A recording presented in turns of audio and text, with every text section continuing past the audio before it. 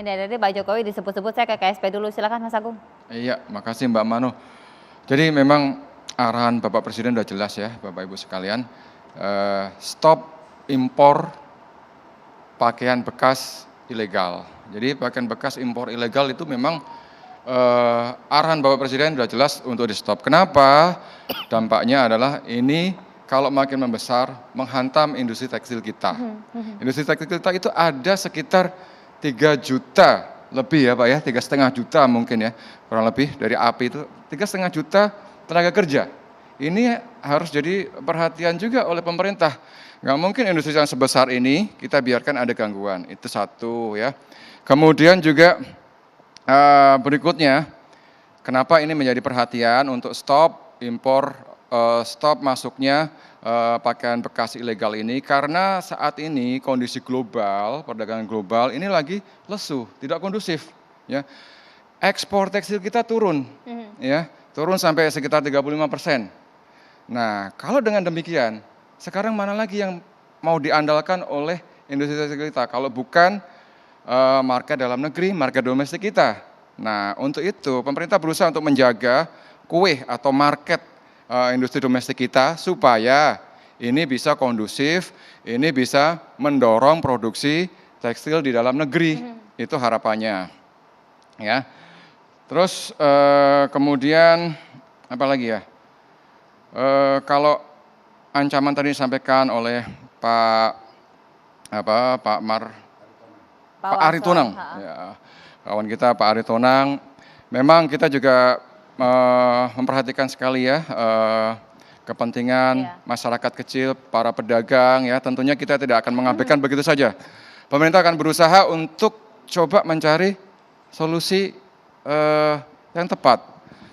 Tempo hari Pak Menko UKM, Pak Teten juga sudah menyampaikan kalau beliau responsif ya, membuka untuk mencarikan jalan keluar kepada para pedagang yang terdampak pelarangan impor tekstil ilegal ini. Ya.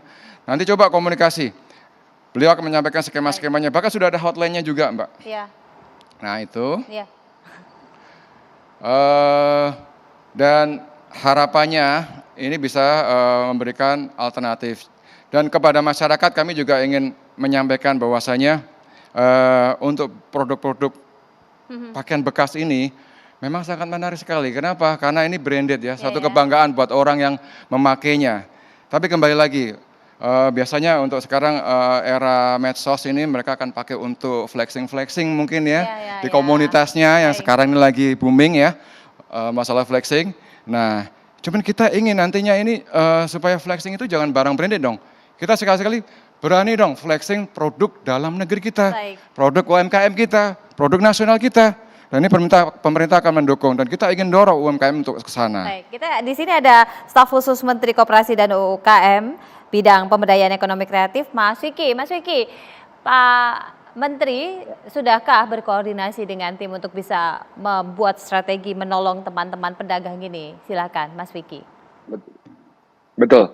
Tadi betul apa yang disampaikan Mas Agung bahwa Kemenkop UKM sejak minggu lalu kemarin ya sebetulnya tepatnya sudah membuka hotline posko laporan para pelaku UMKM yang terdampak terkait dengan pelarangan penjualan produk bekas, barang bekas impor ilegal ini. Jadi kita sudah buka hotline by WhatsApp, ada nomornya 08111451587.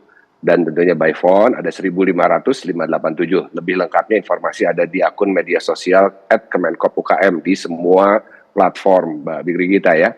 Apa yang sebetulnya kita coba data, tentunya tadi pertama kita ingin mendapatkan data perusahaannya, pelaku UMKM-nya ada berjualan di mana. Yang kedua kita juga ingin mendapatkan informasi bisnis modelnya. Kenapa penting? Agar kita langsung bisa memberikan paket solusi. Apa yang saya sebut sepaket solusi? Yang pertama, yang ingin kita dorong adalah substitusi.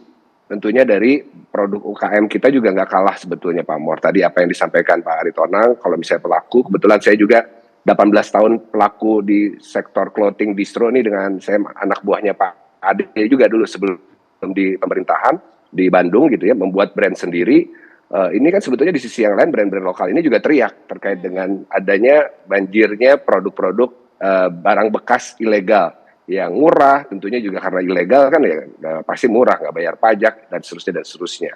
Nah, tapi di sisi yang lain kita sudah menyiapkan ya ada beberapa agregator yang siap dengan bisnis model dropshipper, reseller kan kebanyakan yang dari teman-teman penjual ini yang kita dapat informasinya adalah dropshipper dan reseller.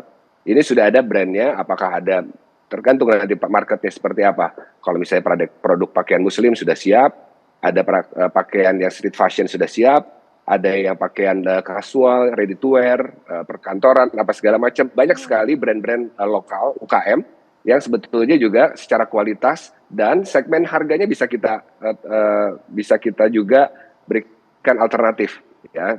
Di setiap brand ini kan tentunya ada target marketnya, ada yang menengah ke bawah, ada yang kelas menengah ke atas, bahkan ada produk UKM yang kelas premium juga ya. Itu dari sisi produk. Di sisi yang lain kita juga sudah bicara dengan BRI dan BNI untuk menyiapkan skema pembiayaannya apabila dibutuhkan.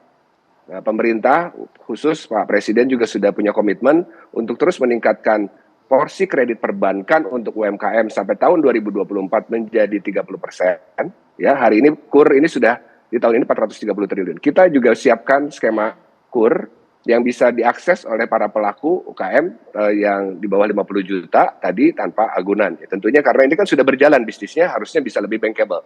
Demikian Mbak Brigita.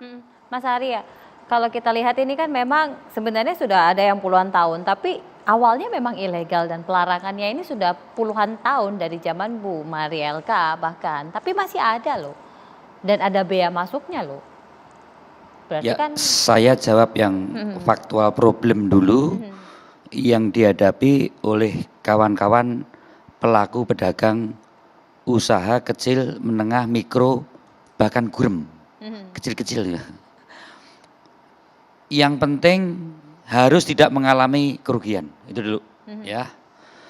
Nanti saya akan bicara dengan Kementerian UMKM dan Kementerian Perdagangan bagaimana mengatasi yang saat ini barang bekas atau baju bekas impor ini ada di tangan pedagang ya. Ini harus kita selamatkan, cut off barang yang ada di pedagang ya. Kemudian mata rantai selanjutnya kita kembalikan pada aturan yang sebenarnya sudah diatur di Peraturan Menteri Perdagangan nomor 40 tahun 2022 yang merupakan perbaikan dari Peraturan Menteri Perdagangan nomor 18 tahun 2021 tentang larangan ekspor dan impor barang-barang bekas. Dan pakaian merupakan barang yang dilarang untuk diimpor. Berarti ini barang ilegal, kalau dilakukan berarti ada pidananya. Tidak ada pedagang yang salah ya. Ini hanya mata rantai tadi, hanya sekedar mengais untuk mendapatkan, tidak ingin kaya. Dia hanya untuk bertahan hidup. Jadi menyalahkan pedagang itu tidak benar. Tapi kita juga ingin bagaimana pedagang nanti berubah sesuai dengan kebijakan yang ada.